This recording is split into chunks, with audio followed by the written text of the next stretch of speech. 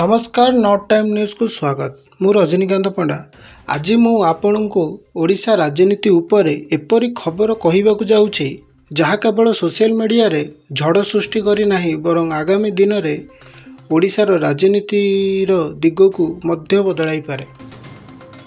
आज्ञा आपण मैंने आपणको स्क्रीन रे जो चित्र देखुचंती ताहा वर्तमान सोशल मीडिया रे निया परी व्यापी जाउछि। ओडिशार विरोधी दल बीजेडी चाषी अधिकार पाई एक बड़ आंदोलन घोषणा करिछि। कृषकों अधिकार पाई बरगड़ चाल। हाँ, यह गोटे विराट चाषी समावेश हम जहाँ 18 अगस्त 2025 रे बरगड़ रे आरंभ हो। किंतु यही आंदोलनर विशेष कथा केवल चाषी समस्या पर्यंत सीमित नुहे।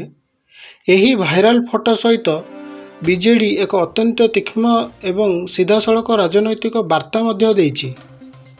से वार्ता हेउछि बीजेपी को हटाओ। यही गोटे हैशटैग समग्र राज्य रे राजनैतिक अस्थिरता को तीव्र करुछि। प्रश्न हेउछि चाषी समस्या देई बीजेडी काहेकि बीजेपी उपरे एते बड़ आक्रमण करिछि।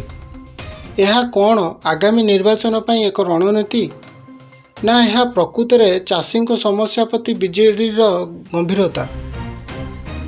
आमे समस्ते जानू जे ओडिशा रे चाषी परिस्थिति सबुबले एक गंभीर समस्या होई रही।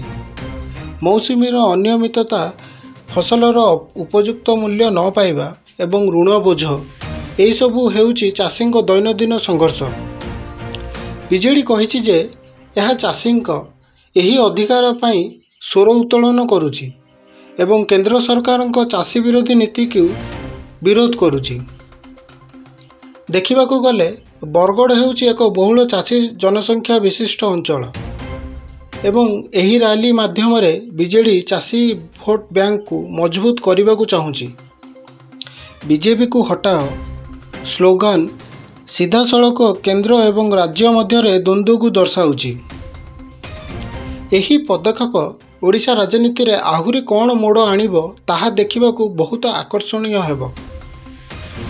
18 अगस्त रे बरगड़ रे हेबाकू थिबा एही समावेश केते सफल हेबो एवं एहा फलाफल कौन हेबो ताहा केवल समय कहिबो। किंतु गोटिए कथा एटी स्पष्ट हेउछि कृषकों अधिकार एवं राजनैतिक चालबाजीर एही युद्ध क्षेत्र एबे एहार चरम सीमार पहुँचीबाकू जाउछि।